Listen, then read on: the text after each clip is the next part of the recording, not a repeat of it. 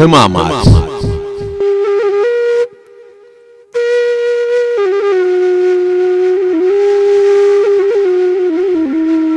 ጸሐፊ ዲያቆን ሄኖክ ኃይሌ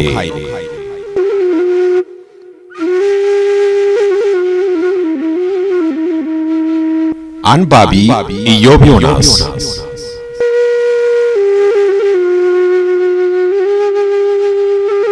ሕማማት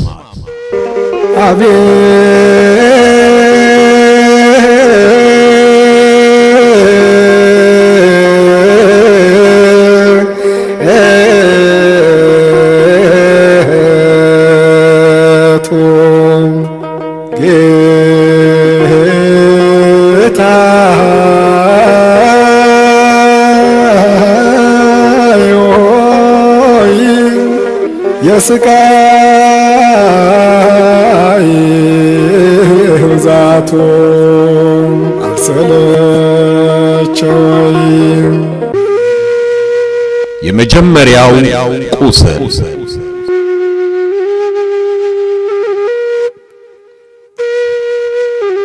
አሳልፎ የሚሰጥህ ማን ነው?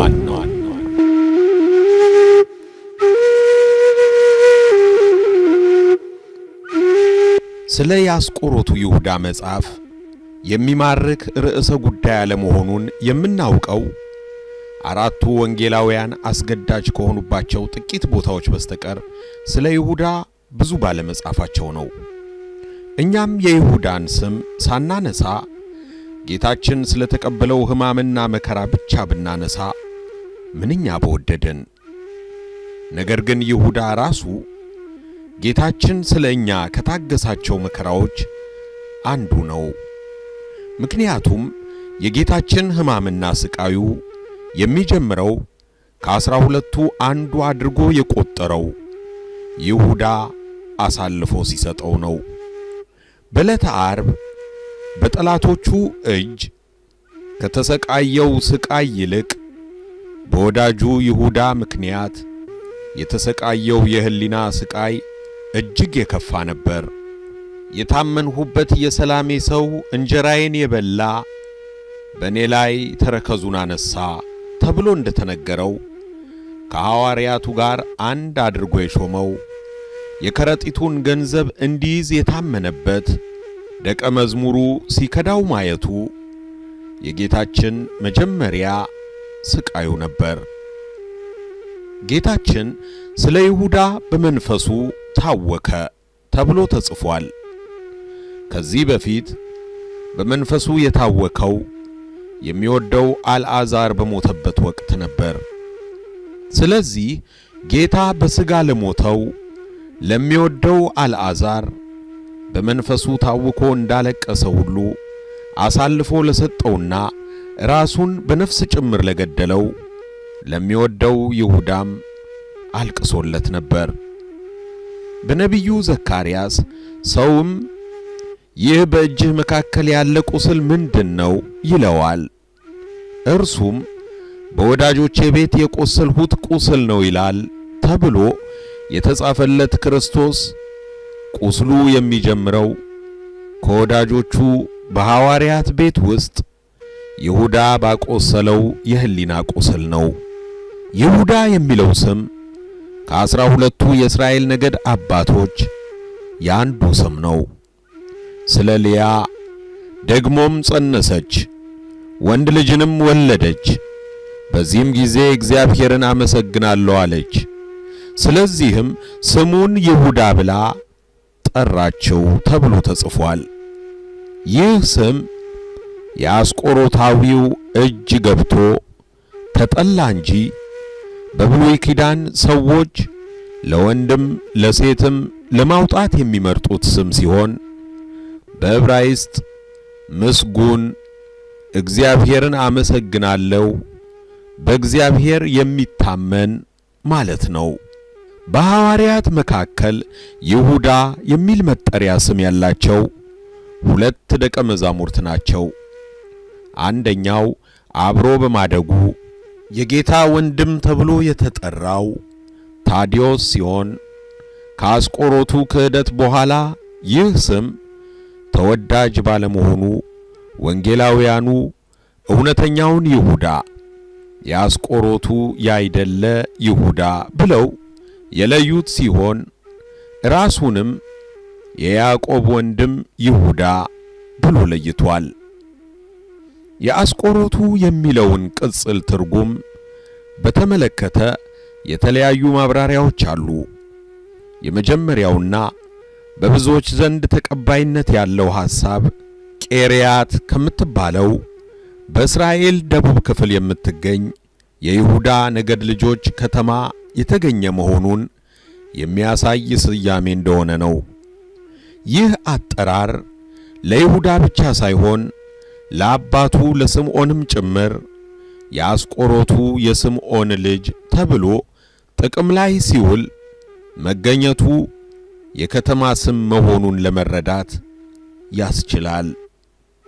ሁለተኛው ትርጉም ደግሞ ጌታችን ያስተማረበት የአራማይክ ቋንቋ ሊቃውንት የሚሰጡት ማብራሪያ ነው። ስቆር ማለት በአራማይክ ቋንቋ ቀይ ማለት ሲሆን ከግሪክ ድህረ ቅጥያ ኦት ጋር ሲገጣጠም ባለቀዩ የሚል አገባብ ያለው ነው የሚል ነው። የዚህ ሐሳብ ደጋፊዎች የይሁዳ የጠጉሩ ቀለም ቀይ ነበር የሚል ትውፊታዊ ማብራሪያ የሚሰጡ ሲሆን ይህ ሐሳብ በጥንታውያን የባይዛንታይን ስዕላት ላይ ተጽዕኖውን አሳርፎ ይሁዳ ባለቀይ ቀለም ጠጉር ያለው ሆኖ እንዲሳል ምክንያት ሆኗል። አንዳንድ ጸሐፍት ደግሞ የአስቆሮቱ የሚለውን ስያሜ ገንዘብ ያዥ ብለው ተርጉመውታል። ይሁዳ በሁሉም ወንጌላት የሐዋርያት ዝርዝር ውስጥ የመጨረሻ ሐዋርያ ሆኖ ተጠቅሷል። ይህ የሆነውም ወንጌላቱ የተጻፉት ይሁዳ የሐዋርያነት አገልግሎቱን በፍቃዱ ከተወ በኋላ በመሆኑ ያለፈውን ሲጽፉ ባያስቀሩትም አንባቢ አውጥቶ ለመረዳት እንዳይቸገር ነበር። የአስቆሮቱ ከሚለው ሌላ አሳልፎ የሰጠው ይሁዳ ተብሎ ተደጋግሞ ተጠቅሷል። ስለ ጴጥሮስ ሲጻፍ ሦስቴ የካደው ጴጥሮስ፣ ስለ ቶማስ ሲጻፍ የተጠራጠረው ቶማስ የሚል ቅጽል ሳይገባ የይሁዳ ብቻ ለምን ከነጥፋቱ ተጻፈ ቢሉ ጴጥሮስና ቶማስ በአንድ ወቅት የሰሩትን የጥፋት ታሪካቸውን በንስሐ ስለፋቁትና ይሁዳ ግን ከነ ኃጢአቱ ያለ ንስሐ ስለሞተ ነው። የይሁዳም ትልቁ ኃጢአቱ አሳልፎ መስጠቱ ሳይሆን ንስሐ ሳይገባ ራሱን መግደሉ ነው። ስለ አስቆሮቱ ይሁዳ በመጽሐፍ ቅዱስ የተጻፈው ታሪክ እጅግ ጥቂት ሲሆን ስለ ጥንተ ታሪኩም በዝርዝር የተመዘገበ ነገር በወንጌላቱ አይገኝም። ወንጌላቱ የሚጠቁሙት የአባቱ ስም ስምዖን እንደሚባልና የደቡብ እስራኤሏ ቄርያት ሰው መሆኑን ብቻ ነው። ከ12ቱ ሐዋርያት ውስጥ 11ዱ ከሰሜን ገሊላ የመጡ የገጠር ሰዎች ሲሆኑ ገሊላ ያልሆነውና ለኢየሩሳሌም የቀረበው ብቸኛ ከተሜ ሐዋርያ ይሁዳ ነበር። ይህም ይሁዳ ራሱን ከሌሎች ከፍ አድርጎ እንዲያይ ምክንያት ሆኖታል የሚሉም አሉ። የይሁዳ ታሪክ በዝርዝር አለመመዝገቡን ምክንያት ያደረጉ በኋላ ዘመን የተነሱ መናፍቃን በስሙ ወንጌል ከመጻፍ አንስቶ ይሁዳን እንደ ተበደለ ጻድቅ ሰው ለእኛ መዳን ወሳኝ እንደሆነ ተባባሪ ሰው ወዘተርፈ እያሉ ከወንጌል ትምህርት ጋር የሚጋጭ ብዙ ክህደትን ዘርተዋል።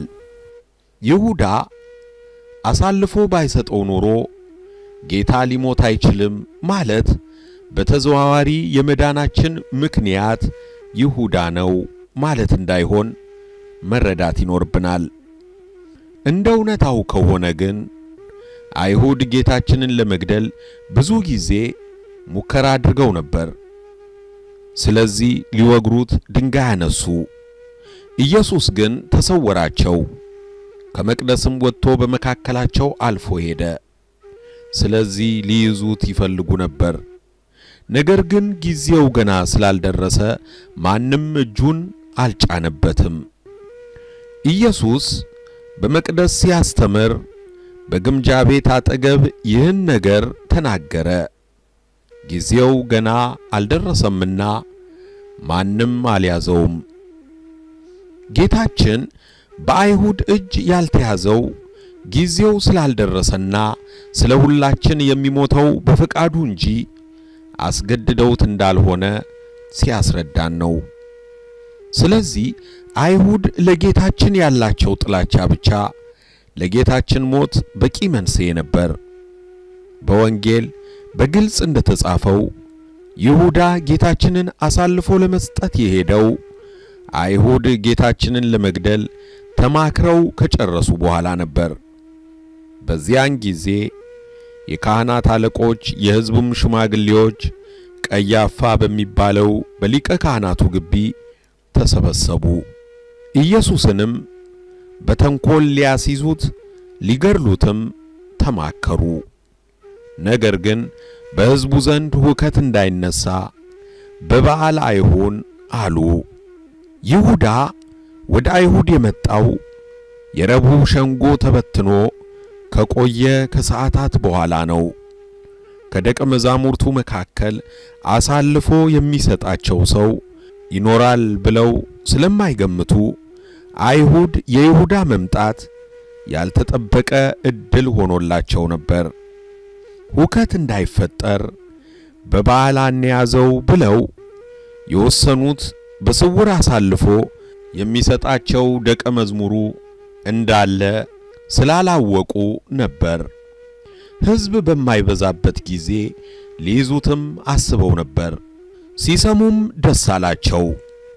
ብርም ይሰጡት ዘንድ ተስፋ ሰጡት የሚለው ቃል የሚያሳየው የይሁዳ መምጣት ጨርሶ ያልገመቱት መሆኑን ነው።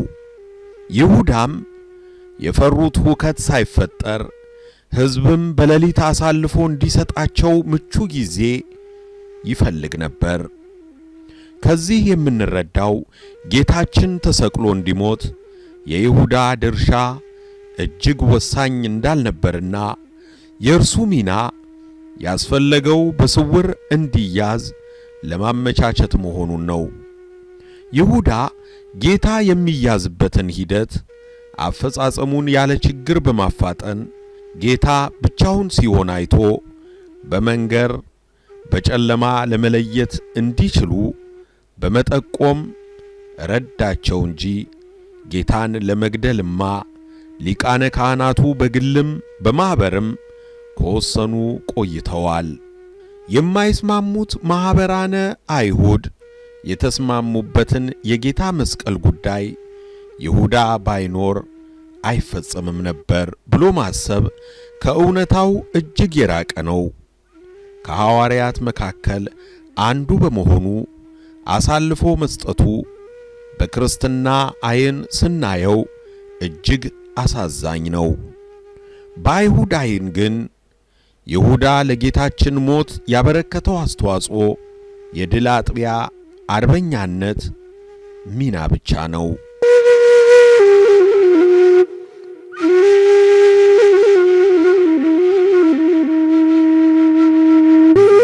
ሕማማት በቀጣዩ ክፍል እስክንገናኝ ቸር ይግጠመን።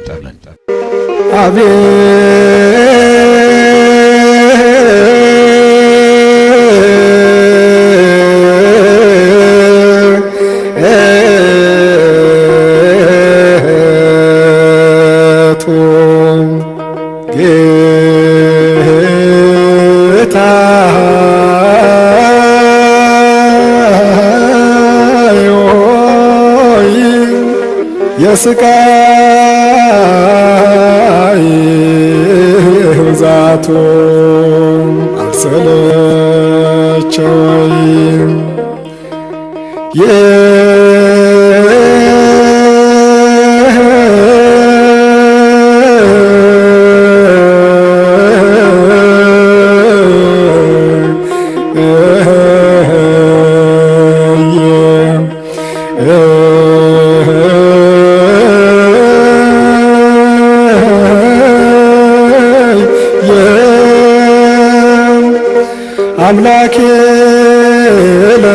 ሲል እጅግ ተሰቃየ።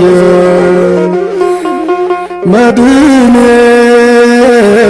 ለኔ ሲል እጅግ ተሰቃየ።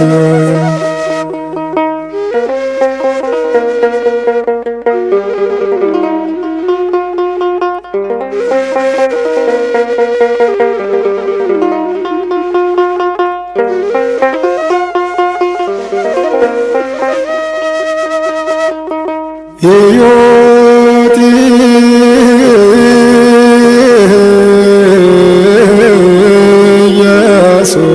ኢየሱስ ተገረፈ ሥጋው አልቆ አጥንቱ ተረፈ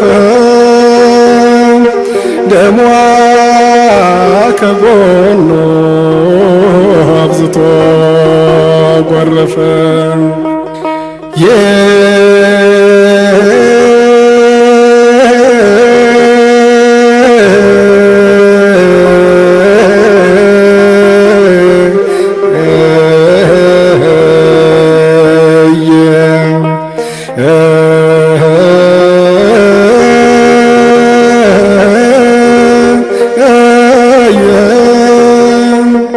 አምላኬ ለኔ ሲል እጅግ ተሰቃየ። መድኔ ለኔ ሲል እጅግ ተሰቃየ።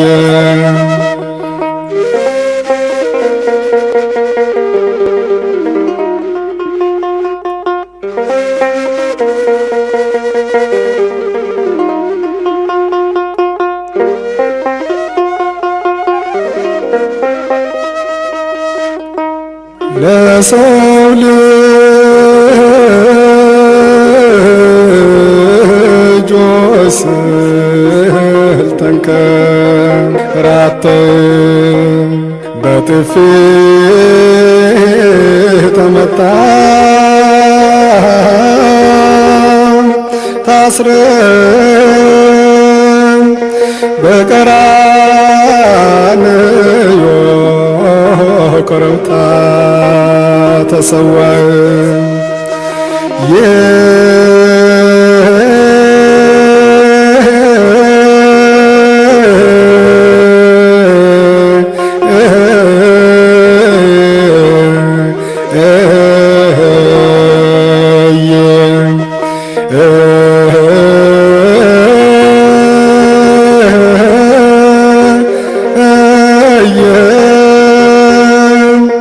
አምላኬ ለኔ ሲል እጅግ ተሰቃየ።